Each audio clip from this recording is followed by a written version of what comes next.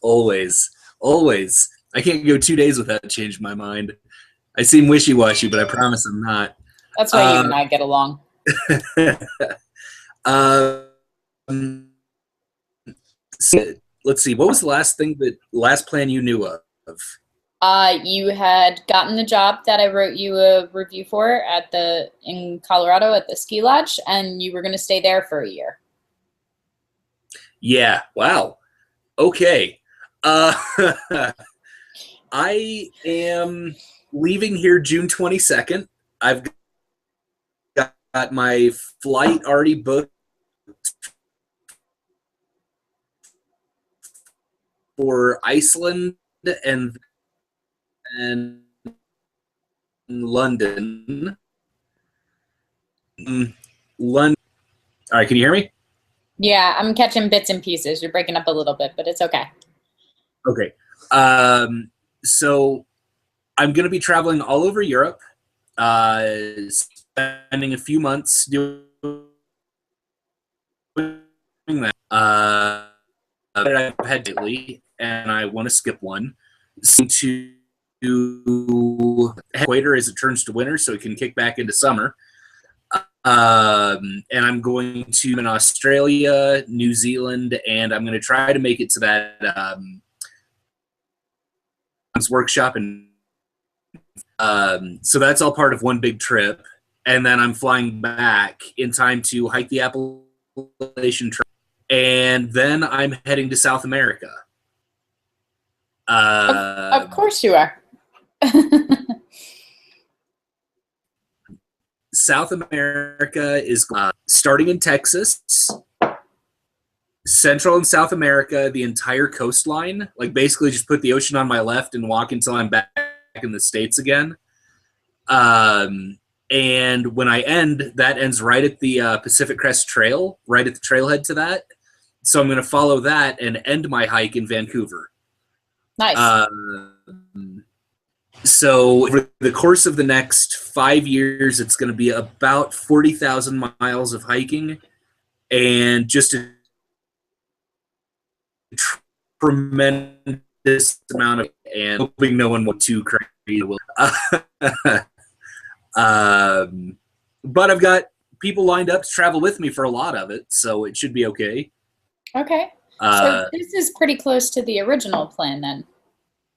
Yeah, and I've decided that after every, like, I'm going to do a different continent with each, like, after I get done with Pacific, some time to have some, a book or two written chronicling what happened, my thoughts, autobiography kind of stuff. And then hike another,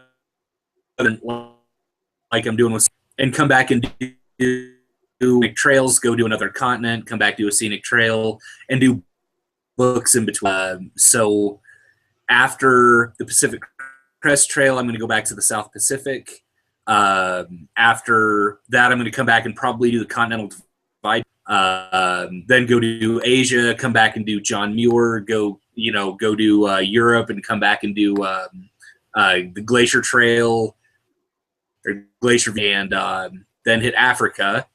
And I should have put boots down in every single country and continent on the planet, done all of our scenic trails, and hopefully not be too crazy by that point.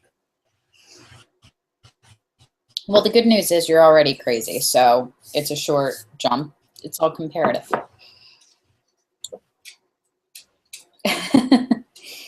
So what so you're leaving in June now, and you're just going. I knew you were going to Iceland. You're meeting up with Nicole there and then going over to London and hanging out with her and John, and then just heading out from there. So you're just starting. Was this originally when you were planning on leaving, and then you got the job in Colorado and decided not to?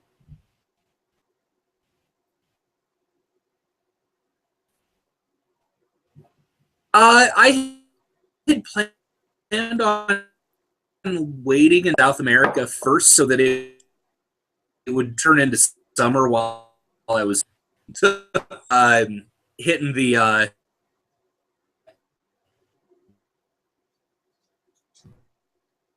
hitting the other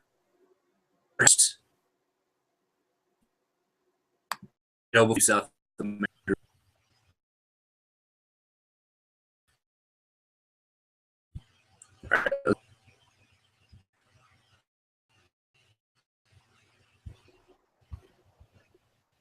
Sorry, let's see if that fixes it.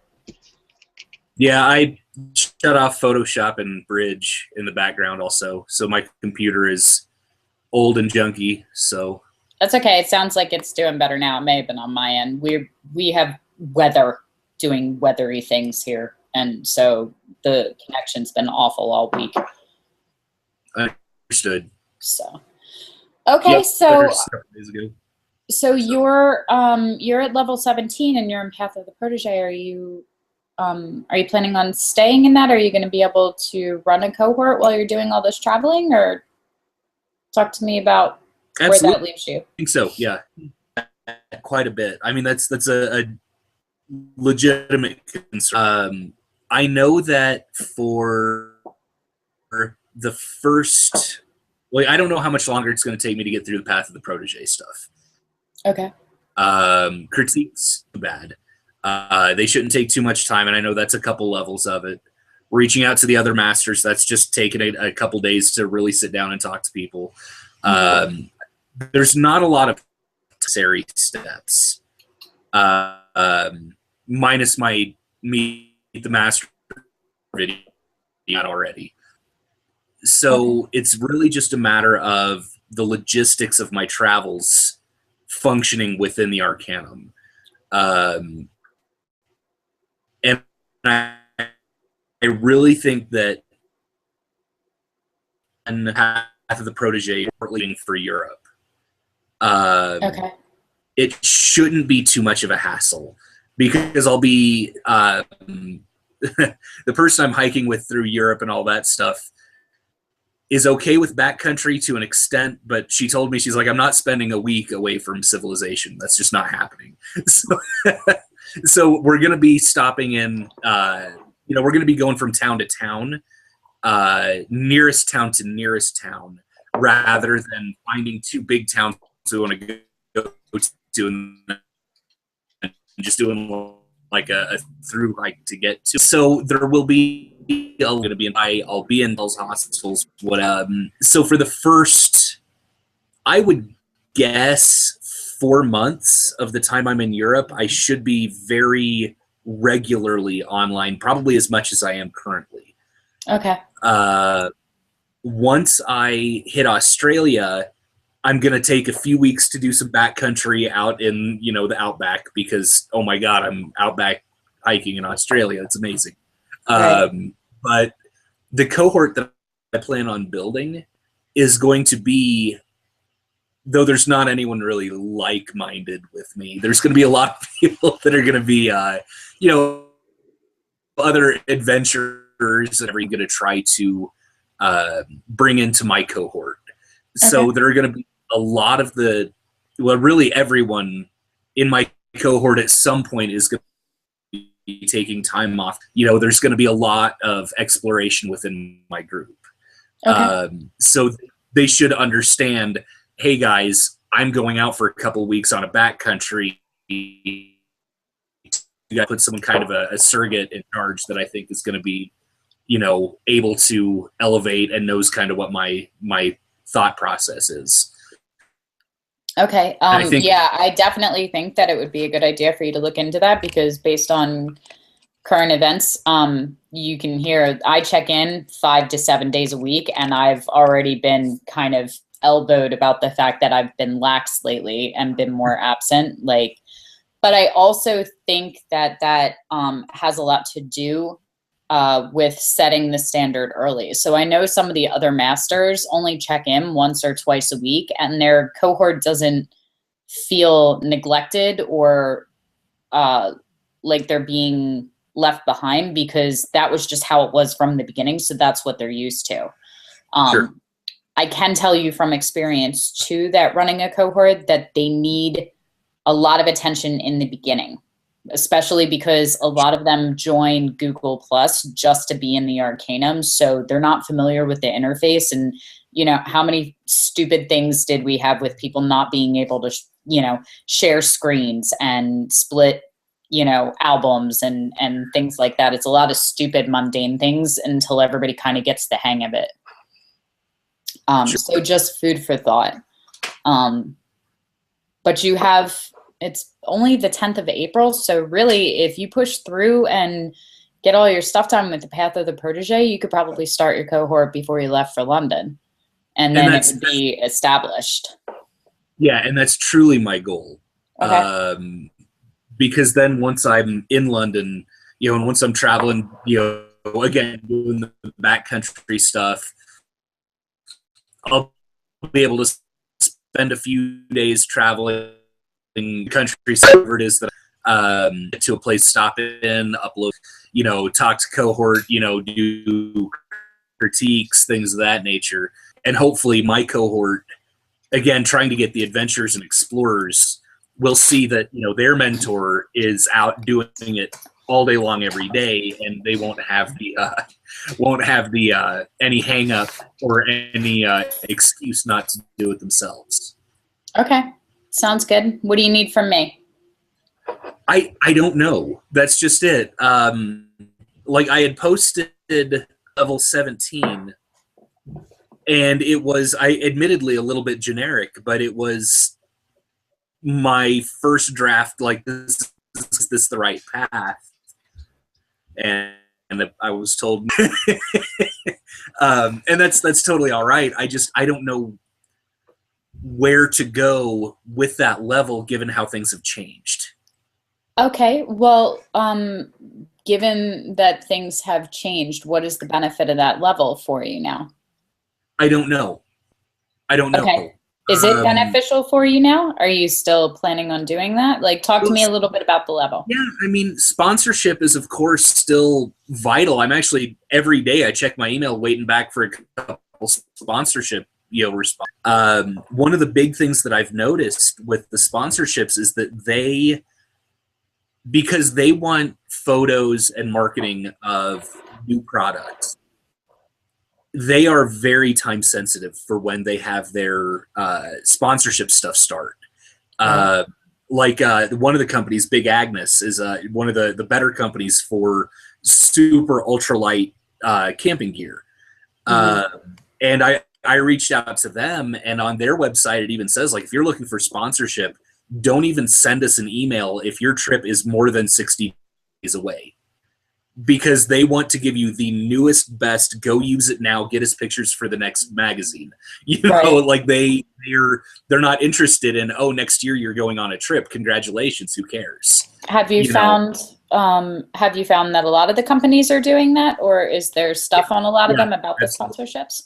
Yeah. Okay, so then maybe what we should do is all the companies that you've contacted so far, maybe we should just add a column. Do you have them in like a spreadsheet for yourself, or you just have like the info? Somewhere. Okay. So maybe the thing to do, if you haven't done it already, is see what their timeframes are, so that, and where you would be using their stuff that is the most beneficial for them to have photos of. Because you camping in essentially a backyard 10 miles from a local town is one thing, but you being somewhere that, you know, 10% of the 10% of people that use their stuff go, you know, that's really beneficial. So, and, you know, obviously certain things will be more beneficial to, you know, if their whole claim to fame is that you can sleep in their sleeping bag naked in negative 100 degrees and not freeze to death, then obviously you don't want a picture of their sleeping bag while you're in South America. You know, even if it's both and it's necessary, like, you know, them having that picture in Antarctica is much more beneficial than them having it in, say, the Poconos. You know what I mean? So those are good things to think of because those will get you response times really fast. Hey, sponsor me is the exact email they're getting from everyone. Hey, I'm an adventurer. I'm going on a trip. I'm going to get you photos of your gear is the same exact thing. Hey, by the way, while everybody else is telling you that they're going here, here, and here, I'm actually going to this place that only, you know, right, 100 people in the entire world have scaled. And I'd like to take a picture of your gear at the summit. Good. For REI, and I made it so like the cover was one of my images in like extreme places. The whole thing, it was age, and it was part of their strategy or their what's it called? It was geared specifically exactly to their company.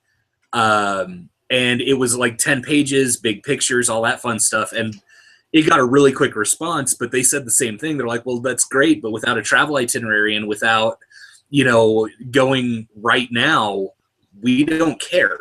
I mean, right. So that's kind of what I'm struggling with. Yeah, that's the essential thing, is understanding how and when it benefits them, because if it doesn't, you're wasting your time and theirs.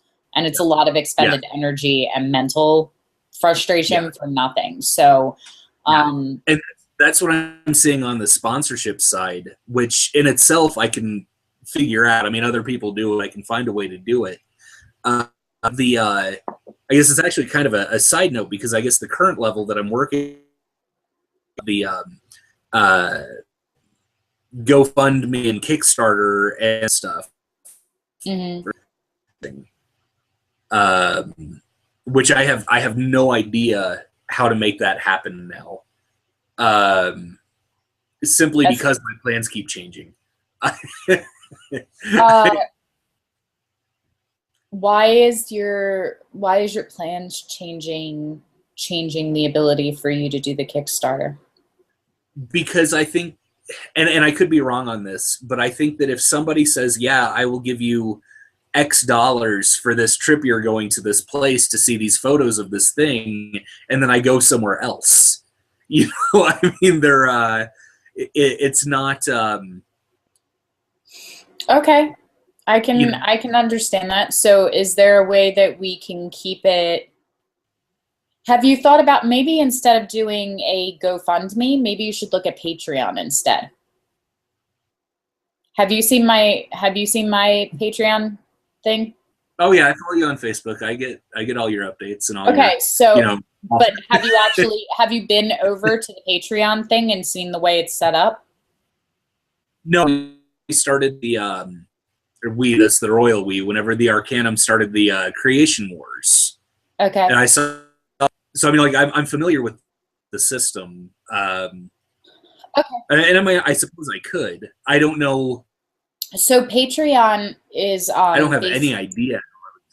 So Patreon is an ongoing thing. It's kind of the best way that I heard it described is that it's like a virtual tip jar. It's like opening your guitar case or setting out your hat on the street, but on the internet, and people come by and drop change in it. So basically what you do is you set it up the same way you would a Kickstarter and go, this is what I'm doing. This is the mission. This is what I'm going to get out of it. And then you can still set prizes for certain donor levels, except for instead of them donating $10 or $100 or $500, people, when they're making one-time donations, tend to up the ante a little bit.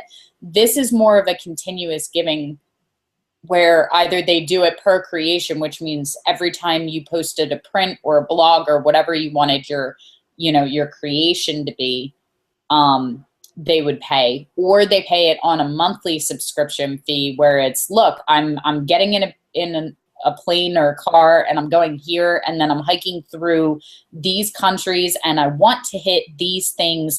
This is the general idea. This is when it starts. I'll be gone for 5 years, and you can help make sure that I don't die of hypothermia by putting $3 towards these insulated gloves or whatever. And you can still have the same thing. So they can still get prints or, you know, whatever the things were that you were thinking about the Kickstarter. The nice thing is that it also allows you to set goals. So right now we're getting ready to construct this huge set with all of these floating tables for the tea party with Deception in my yard, and we had to actually like set up these A-frames and stuff and put the tables on pulleys to get them up. And so we worked out the budget for what I was going to have to pull out of pocket with that. So we set a goal at $500 and said, when we reach this mark, we can do this shoot.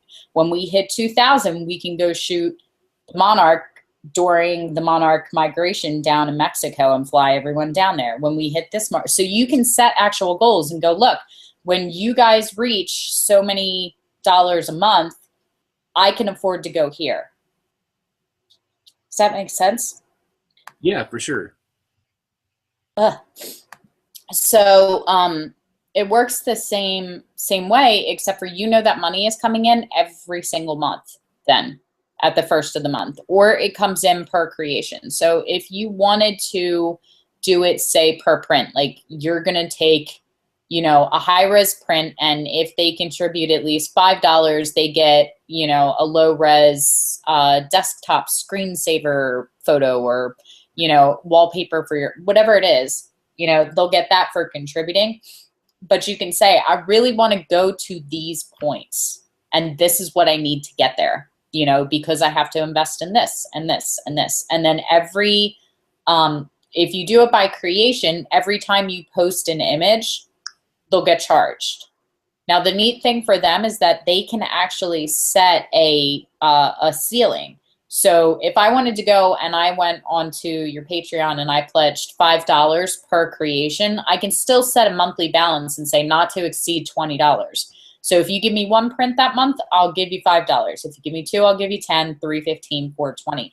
5, 6, 7, 70, I'll still only give you $20 for that month so that I don't go over my budget, because that's what I agreed to contribute. So a lot of my Patreons do that, and they have like an amount per creation, but they also set a max ceiling so they're not, accidentally or unintentionally investing $100 into me when they really don't want to invest more than 5 to 20.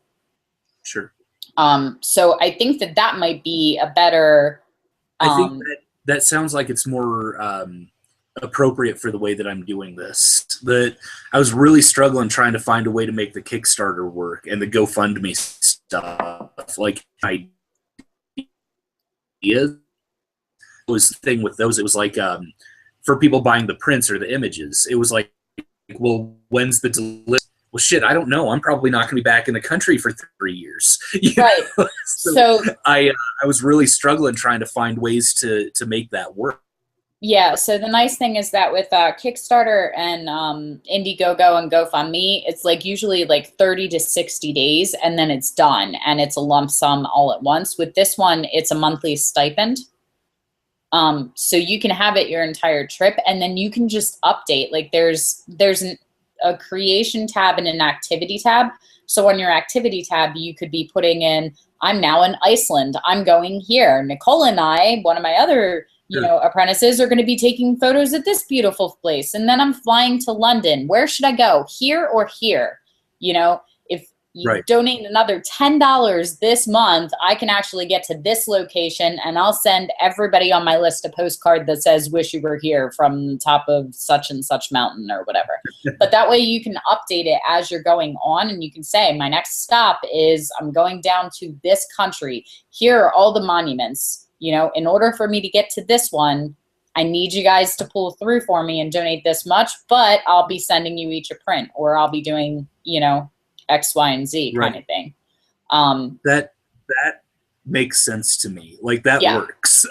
I can, the way that I'm doing these trips, that's something that's going to be feasible. The GoFundMe, man, I had people that would message me all the time. Like I set it up and I posted on Facebook once, and I got like 30 or 40 messages that are like, hey, that's great, but when am I going to, tell me more about the trip? Because they were just genuinely curious. And I told them, I was like, yeah, I'm going to go to these places and these places and these places. And they're like, oh yeah, are you going to go to these places? Well, no. Okay, well, don't worry about it then. But if I have the activity thing where I can be like, actually communicating with my followers about that, makes a lot more sense.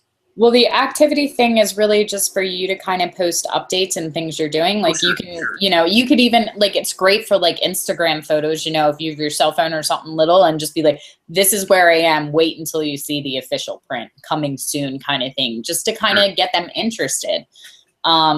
And then for mine, I have like when they become a patron of the Reliquarian, I have a private Facebook group that's just for my patrons, and they get to see behind the scenes and they get tutorials on how I'm making all of the props and the sets and the wardrobes and things that other people aren't getting. And they get to see different chapters of the story that aren't out to the public yet. So it's kind of a way for them to see behind the magic curtain and be part of like the VIP club that nobody else can get in, and they're, you know, on the guest list kind of thing, you know, and gotcha. Really that's a good way to make them want to keep contributing. Yeah, for sure.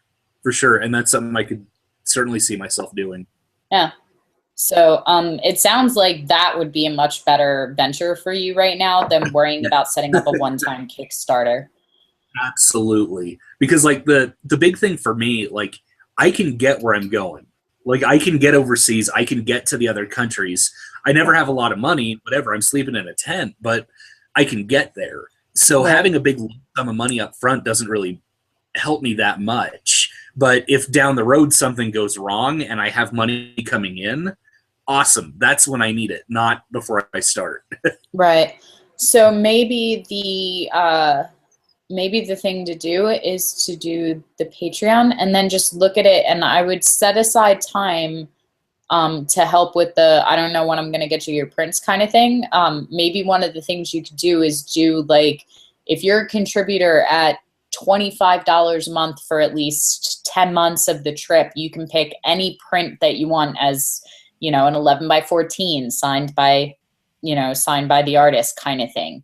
And then that way, as you're posting the images, they're paying for the creations you're doing. But then when they hit that point, they can just pick which one they love best. That way they're not like, did you go here? Because, you know, they're following the trip as you're going. Right. Yeah. And then, you know, it can be the kind of thing too that, you know, you're talking to them because they're your core group and going, well, the next place that I'm hitting is this country. What should I go see? Which path should I take? This is what I'm thinking about doing. I would absolutely have a group and do one of the Google Maps like we have for the Arcanum members. And I would have I would have places where I'm at. I would have like a star for where you are here, you know, and then I would have a different color and icon for places that I've already gone, and another one for places that I'm going. And the neat thing is that if you look at it when you add a thing, there's actually a little camera icon. You can add a photo too. So you can go online and find other images of the places you're going, this is one of the places I'm thinking of going. And then as you travel on the map, replace it with your images and go, here are the places I've gone. And they can actually have like little icons of the prints you made while you were at these places. Sure. And that way people could follow you. It'd be like a little like lumberjack treasure map. Awesome. But yeah, I think that suits you much better. It certainly does. I was really struggling with the GoFundMe and the Kickstarter. Like I had the pages open, just looking. I was like, now, what the hell am I going to do with this? Yeah. The Patreon one makes a lot more sense. Yeah, and the nice thing is that a lot of times you might just catch people on a bad month, like people that want to support you for Kickstarter. You might just start it on the month that their car breaks down and they spend $1,000, or they're paying their taxes, or you know, like whatever the case may be. And so even though they would have funded you, it's just not the right time. The nice thing about this is that, one, if they want, let's say they want a print and you go, well, if you become a patron at $200, you get a print. They can do that for 1 month to get the gift. And then they can come down at a lower amount and maybe donate $5, $10, $15 a month that they don't even think about parting with. But that way, if you're working on it, you can go, hey guys, now's a really good time to invest in a print because I need the money to get from here and fly over to here. Or I need a private helicopter to drop me off at such and such because you can't get there by foot, you know, and it's this much money. So buy print and then go back down. That way it's like up and down. Like if you looked at my Patreon last month, it was at $16.90, I think, per creation. but that's because one of the girls bought a really high up reward. So as soon as that cleared, you know, I dropped her a line and was like, you probably don't want to donate $1,000 a month. I'm totally fine if you do. You can always send me money. But, you know, now that you got that, why don't you go down to some? So now she's at like $20 a month and she'll stay there. And that's no big deal for her. Sure. So things to think about, and you can explain it to it. Like really, the more interactive you are with them, the more people will bite off and go, oh yeah, I can totally do that. And I think the thing that you're going to struggle with is that you're a little bit at odds because you're like, yeah, that'd be great. Sponsorships are wonderful. People giving me money is good. But then you're like, I can do it all by myself and I'm not going to rely on anything. Yeah, it is. I'm not used to relying on other people, and I'm really trying to let go. I really am. It is difficult because like when I lived in Alaska, it's like, whatever, I make it. I've got what I need. But Right. Having other people pay for me to travel is weird. Like, and I know it's a personal thing, and I know I need to get over it. But It is. It's totally a you thing. But keep in mind, like them being with you on this journey may be the only way they get to see the world. yeah, it's my motivator. Is that cycle maze. So, you know, and so the other thing to think about is that people want to help people that need help. You know, so if you look down your nose at it and go, I don't need it, I can just do it all by myself, then they're going to go, okay, well, this guy over here really needs it, so I'll give my money to him instead. And you're like, sure. Well, no, I mean, you can give it to, hey, guys, you know, so you have to. Like having your money, but Yeah, and it's fine. Like it's a different kind of thing. Like it really is. It's like a, you know, the best way that I heard it described was that it's like a virtual tip jar. It's like opening your guitar case or putting it out. Like you're performing and you're creating art and they're throwing some money at you because they appreciate what it is that you're doing and they think that that's something that deserves, you know, a little nod. And so I think that that's a really good thing. But if you say, I don't need any of this, I can do it by myself, what you're saying is that you don't appreciate what it is they're doing, so they won't do it. So it has to come from a place of genuine, you know, appreciation and want and understanding that can you still go on this journey without them? Probably. Will it be less difficult? Will you get to go other places that you might not have gone? You know, if you have people that are like, hey, by the way, you know, we were backpacking and over the last 5 months, your bank account now has another $4,000 in it. So you can take that helicopter ride up to Mount, you know, I would never go there.com. And, you know, it's just dependent on that. But if you give off the energy that you don't need it, the universe will listen and they won't give you it. I'm a really, really Sure. big believer in that. So that's why I was giving you a hard time. It's not that you're not doing the work or that I don't believe you, because I do. You're just like me. If I lost every single dollar of the Patreon money and if I stopped working for the Arcanum and didn't have any money coming in from that, will I still find a way to fund the Reliquarian? Abso-fucking-lutely. I will, because it's in me and I have to do that, and that's my thing. And this is your thing. So you're on your path. You will find a way to do it, whether you go alone or go together. But I'm telling you, you'll go much farther if you go together. It really does. And it's nice. It's nice to know that you have a team of people that are supporting you and encouraging you and genuinely want you to succeed and are invested in that. Sure. So just food for thought. Okay, so you're at level 17, 18 right now? Where are you?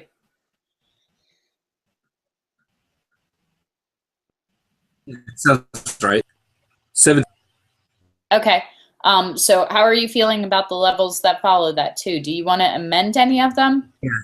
I mean, the next one is different revenue sources, like where I plan on making money from it as I do it when I'm done, you know, which is, I've been working on that, and that one's pretty straightforward. And then it's a critique plus, you know, and I also have to have the like 50 posts ready to go that are timeless, even if I'm not available to post, which I still need to write those, which is in itself going to be kind of a challenge, but certainly doable and something I should have been working on already. But yeah, then the critique, and then hit level 20, and I'm working on my tutorial videos. Then it's find the other person for the other master The for advising the master. Protege, and then a couple levels of mini critiques, and like I've looked through, and like I'm comfortable with everything that's coming. It's just this current level with the crowdsourcing has just been a nightmare. But I think that's just because I was using the wrong website. Yeah, and they're all great as long as they're the right fit for you. Like Kickstarter worked amazing for me when I did my book release. It wouldn't work for the Reliquarian. So yeah, it's definitely got to use the right tool for the job, and those are the wrong tools for this. okay. So are you feeling better about it now? You want to just amend that, yeah, or do you want to change? I'll give it a try. We'll see what happens. I'll give it a try. Like we've both said, growth oriented, not goal oriented. Like I'm happy to learn how to do it right. I just didn't know which way to go with it. Okay. Well, it's, I asked a lot of you for Sphere 1, and all of the other masters and the headmasters have been very, very vocal about letting me know that what I'm doing is not Sphere 1 material for any of you guys at all. And it's, honestly, I think it's wearing some of you out. But it's certainly been a struggle, but, it is what it is. It's certainly also like keeping me focused on preparation for this trip, whether I'm working on the steps that you gave me or not. It's always in my mind to be preparing for my trip one way or the other. So, right. It's not a bad thing. It's just certainly been, when you sit at the same level for like 3 or 4 months and you watch someone else level up 10 times, it's like, damn it. Well, and that's personal preference and growth, and based on what they were trying to accomplish. You were trying to self-finance a trip around the world that takes a decade. So the preparation is a little bit more intense than I would like to have a gallery showing. Sure. And that they're both admirable. They're just on different paths and different distances. And so, I think you'll see a lot of other people. You set your own goals really high when you said what you wanted to accomplish. So no sympathy, because it's self-inflicted agony and you deserve it. Careful what you wish for. But at the same time, at the same time, though, I am also conscientious of not wanting it to become a chore. And it was, a partnership in having conversations to build the levels. So you do have the ability at any time to go, this level no longer suits me because my plans have changed, because it's not working, because I don't like it, and I would like to change my level 17. And I did email you about the one with the 100 sponsors and stuff like that. That just wasn't practical at the time, especially with the time requirements that the companies needed. Yeah. It was, and it is what it is. It happens. But this is something I need to do, so I don't mind that. This is something that's possible, so I'll certainly work on it. Okay, good. Then I think the Patreon is a good thing for you. And I think even going through, like, even if we didn't find you 100 sponsors to look at, you put enough time and work in to, one, know who your good sponsors were, and two, to realize that in the future doing any kind of trips that, it's not going to pay to waste your time 8 months out to contact them, being proactive because they don't want it until 6 weeks before. That is definitely the biggest thing that I've noticed. Like, I had one company I emailed, and they were really excited to work with me. And they were like, so yeah, we'll certainly help you out. We'll get you this and this and this and all this gear that you need. When are you leaving? And I was like, oh, that part of the trip's going to be, like March of 2015 or 2016. They're like, oh, never mind. So nice. It's learning. Good. So, That's good. whatever. It's a good learning curve, but I think, you know, creating the Patreon will really help. And then I think just going through with the sponsors that you do have and figuring out where the places are that's most beneficial so that you can just drop them an email when you are in civilization that says, hey, you know, this part of my journey is coming up in 6 weeks. You know, would you like to send me this and this so I can take a picture, you know, with it in wherever I'm at? Right. I think that'll be really appealing. And I wouldn't be shy about asking them to contribute to your Patreon either. Like I would totally put, you know, photos of companies that are sponsoring me on my Patreon for them sponsoring me with cash too at $10 a month or $25 a month or something like that. A lot of them have funds to donate as well. So yeah, for sure. okay. So that's I've actually already like thought about ways to get them to give me money, not just gear. So we'll certainly be able to get that because relatively soon, like if I get the sponsorship from Big Agnes, I'll have all the gear that I need for all of it. You know, and there's just like replacement stuff along the way. You know, sleeping bag rips, you know, something like that. Need a new one real quick, but Good. Awesome. the gear ultimately will be a non-factor soon. And then it's just a matter of the funding to get from A to B and replacing stuff as it breaks. Okay. So once that happens, I won't need gear sponsorship, but money will be very handy. You know? So getting companies to sponsor for that would be great. Okay. What else? Are you feeling better now? Because I know you were feeling a little stressed out this week. You're like, yeah, we you know, talk. it is what it is. But yeah, I mean, it's good. We'll at least now I have a direction to start, you know, soldiering forward in. Okay. I'll start working. I've got to work tonight, but after that, I'll start working with the Patreon and try to get all that set up this week. I'm going Tuesday, heading to Zion National Park. Nice. I want to go there. That's on my list this year. When you going? I'm leaving Sunday afternoon, and I'll be back sometime early Wednesday, I imagine. If You never call. You never let me know. you'd like to donate, I'll be taking some really great pictures from Angel's Landing and Emerald Pools. If you'd like to sponsor that, I'd be happy to send you a I'll tell you copy. what. Let's talk because I would totally be willing to sponsor in exchange for some stock photos for the Reliquarian. Oh man, I have an external hard drive just full of crazy photos that you could take a look through. I mean, I think I'm pushing upwards of 30 or 40,000 images now on my external hard. I would absolutely go through them and pick out maybe like 100 or 200 of your best and have one of the Patreon things be that they can select an image that you already took as a digital download. You can do it in low res and you can have a higher donation for high res, but you can do your own little stock photography thing where all of the money is going to you because right now I'm building in the Reliquarian. There's 9 different worlds and I need to decide what the terrain is and what it looks like and, you know, all these different places. And I haven't, you know, been to most of the places that I have pinned in. Like the world's like this. By the end of my trip to Iceland, I think I will have shot every possible global environment, from Arctic tundra, deserts, nice.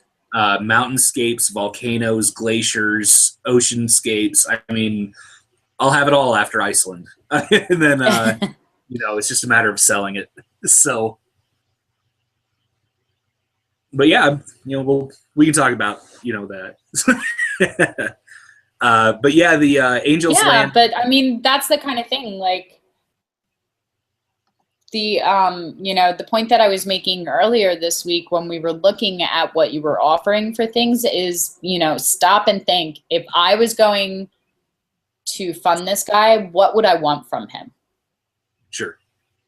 And ask a couple people because you said it like as a joke, but as soon as you said it, I stopped and thought about it and was like, oh, I could totally use that right now. You know, so rather than being generic about it. Like if you find ways, like who are my potential sponsors? What kind of people are they? What do they need? Do they need wall art to hang on their walls? Are they, you know, adventurers in spirit and don't have the finances and they want a postcard from every cool place I go? You know, do they, you know, can they use the stock photos? Do they want something on their phone or on their desktop as a pretty image? Like, where does that benefit them? You know, Sure. and then that's where the sales happen, when you start to understand what the perspective is from the other side, you know, because people part with money when what they're getting is of greater value to them. Right. So, yeah, and I do want to, one of the big things I want to do along the way, like after I've been around the world and done the survival stuff, and of course I've been in photography for quite a while, and I'll still be with the Arcanum for years and years and years. Once I get to certain locations, I want to host workshops.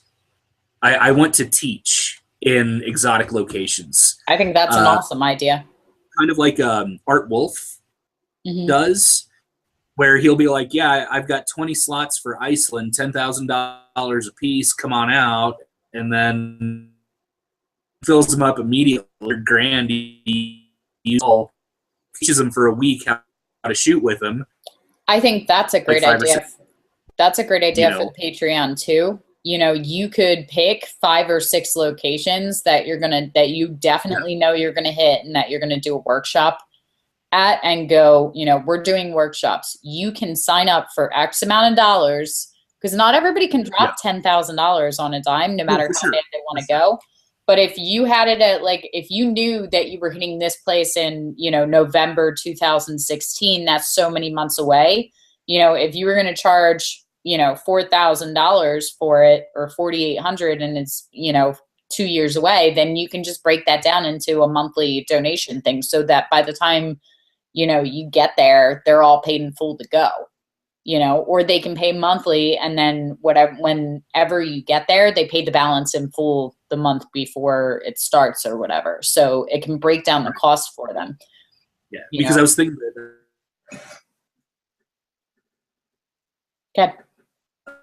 that you and you know, just all these other places that I'm going to be going already to.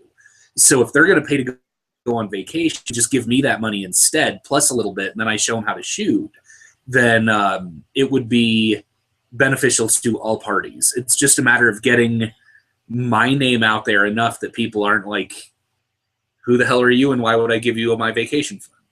You know, so. I think some of that is ego speaking on both sides, either, you know, with people going, oh, who are you? Like, a lot of times people that come to my different classes and stuff, and people that bought my book and all kinds of stuff, they've never heard of me. And the other people know me and love me. So it just depends. But I mean, some of it's the experience too. Like, think of one of the places you haven't been yet that you always wanted to go, and then all of a sudden it comes across your newsfeed, however it does, that someone is doing a workshop and they're an incredible landscape and wildlife photographer, and you're blown away by their work. And now you can go to this thing and somebody's already set up everything for you. All you got to do is show up with your pretty camera and take pretty pictures. Like, you know, sometimes it has less to do with the instructor on the initial meeting, and then they come and they spend time with you, and then they're a fan of you, and then they talk about why it's worth it to go and learn from you. But there's nothing about any of the work that I've seen from you and your personality and what you're doing that tells me that people wouldn't invest that kind of money. You know, you just have to be willing to sell it, and you have to know that you are worth the amount that you are asking for. Sure. That's all. Awesome. Alrighty. What else? Did we cover all the ground you wanted to cover? Yeah, for sure. Okay. Good stuff. We'll keep in touch and try to keep me at least semi-updated on what you're doing. And definitely once you get the Patreon up and you're ready to go, if you have any questions, drop me a line because I'm running mine right now. So I'm pretty familiar with it at this point. Go spend some time on there. Check out Scott Jarvie's Patreon. I think he'd be a good basis for you to look at and kind of model off of, because he's doing very similar to what you're doing on a much, much smaller scale, mostly around the US right now. But it's the same kind of idea.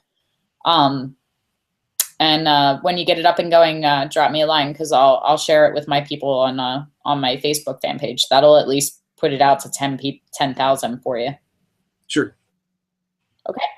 Awesome. Yeah, we'll definitely get that taken care of. Like I said, I'll work on that over the next couple days, and then I'm going to be camping, so I'm probably going to be out for about a week. It'll probably be like next Wednesday.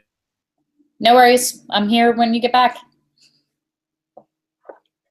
All right, that's it. You're very handsome lumberjack, but your time is now done. I'll talk to you soon.